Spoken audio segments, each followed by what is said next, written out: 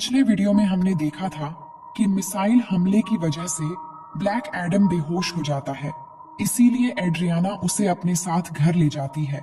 इसके बाद जैसे ही ब्लैक एडम को होश आता है तो वो एड्रियाना के बेटे एमन से मिलता है। एमन ब्लैक एडम को कहता है कि आप 5000 साल से उस गुफा के अंदर बंद थे।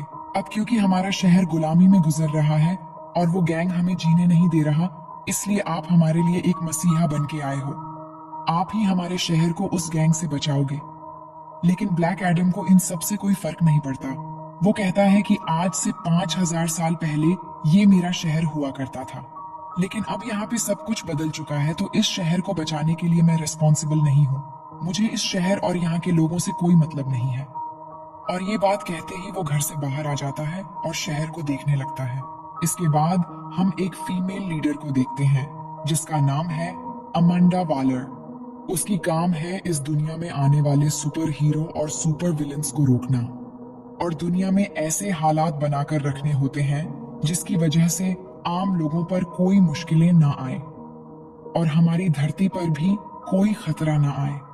वो यहाँ पे जस्टिस सोसाइटी का टीम लीडर सुपर हीरो हॉकमैन से बात कर रही होती है।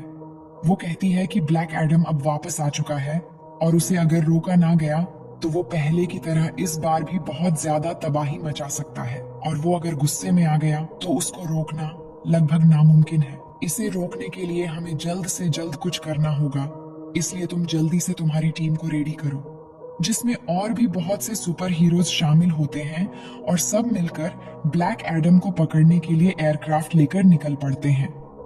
वहीं दूसरी तरफ उस गैंग के कुछ लोग एड्रियाना के घर पहुंच जाते हैं क्योंकि उन्हें पता था वो ताज अभी भी उसी के पास है। पर जैसे ही वो लोग एड्रियाना की फैमिली पे हमला करने वाले होते हैं तो ब्लैक एडम वहां पे उनको बचाता है और उस गैंग के लोगों को एक बार फिर से मार डालता है। लेकिन कुछ बचे हुए लोगों से ये अभी फाइट कर ही रहा होता है कि तभी हॉकमैन की टीम वहां पे आ जाती है और ये सब मिलके ब्लैक एडम से लड़ाई करने लगते हैं और ये लड़ाई इनके बीच काफी देर तक चलती है। लेकिन अभी भी ब्लैक एडम इन पर भारी पड़ रहा था। वो गैंग के लोग और हॉकमैन की टीम दोनों मिलके भी ब्लैक एडम का कुछ नहीं बिगाड़ पा रहे थे और इसके बाद आखिरकार ब्लैक एडम वहां से चला जाता है। अब इसके बाद हम देखते हैं कि जस्टिस सोसाइटी की टीम अब एड्रियाना के पास आते हैं और उससे मदद मांगते हैं कि तुम हमारी हेल्प करो उसको पकड़ने में। लेकिन एड्रियाना उन्हें कहती है कि तुम तब कहाँ थे जब हम पे ये जुल्म हो रहे थे। तुम लोगों को तो मैंने पहले कभी नहीं देखा, पर एक ब्लैक एडम ही था जिसने हमें बचाया जब मैं मरने वाली थी। उसके बाद जस्टिस सोसाइटी के लोग कहते हैं जिसको तुम मसीहा समझ रही हो कि वो तुम्हारी हिफाजत कर रहा है, असल में वो बहुत खतरनाक है। तुम शायद ये जरूर जानती होगी कि आज से 5000 साल पहले भी उसने हमारे इसी शहर को पूरे तरीके से तबाह कर दिया था। और आखिरकार ये लोग एड्रियाना को राजी कर लेते हैं, जिसके बाद एड्रियाना इन सबको ब्लैक एडम के पास ले जाती है ताकि सब लोग बैठ के आपस में बात कर सके और इनकी आपस की लड़ाई खत्म हो जाए। तभी दूसरी तरफ इश्मेल, जो कि एड्रियाना का साथी था, वो उसके घर में जाता है ताकि वो ताज वहां पर ढूंढ सके और उसका इस्तेमाल अपने लिए कर सके। लेकिन जब उसे वो ताज नहीं मिलता तो वो गुस्से में आकर एड्रियाना के बेटे अमन को किडनैप करके अपने साथ ही ले जाता। लेकिन अमन काफी चालाकी से अपनी माँ को फोन कर देता है और सब कुछ बता देता है कि मुझे किडनैप कर लिया गया है।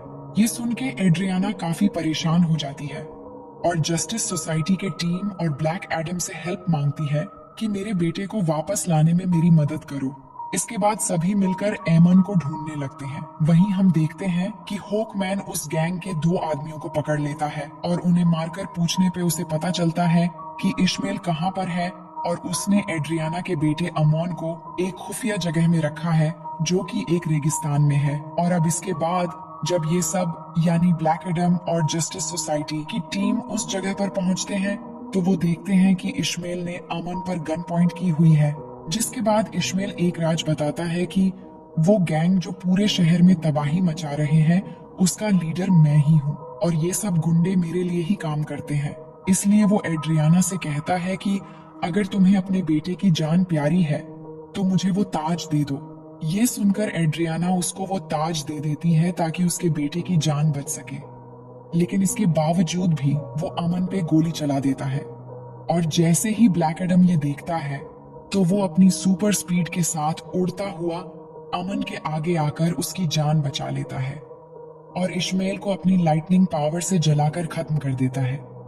अब इन सब के बाद यहाँ पे ब्लैक एडम हॉकमैन से मिलता है और उससे एक बहुत बड़ा राज बताता है कि आज से 5000 साल पहले वो लड़का जिसने उस जालिम राजा के खिलाफ आवाज उठाई थी वो मैं नहीं था, बल्कि वो मेरा बेटा था।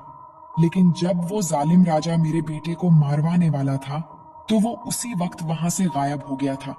और इस चीज को देखते हुए राजा अख्तौन को बहुत गुस्सा आया, क्योंकि अब वो मेरे बेटे को तो ढूंढ नहीं पा रहा था। तो उसने मुझे और मेरे बीवी को पकड़ लिया और हमें बहुत मारा पीटा और हमें इतने बुरे तरीके से मारा गया कि शायद कोई जानवरों पे भी ऐसा सलूक नहीं करता। और देखते ही देखते मेरी बीवी वहीं पर मारी गई और मैं भी लगभग मरने ही वाला था कि तभी मेरा बेटा मेरे पास वापस आया, जिसके पास एक अनोखी शक्ति थी। लेकिन उसने अपनी सारी शक्ति, सारी पावर्स मुझे दे दी, यानी कि अब सारी पावर्स मेरे अंदर आ चुकी थी।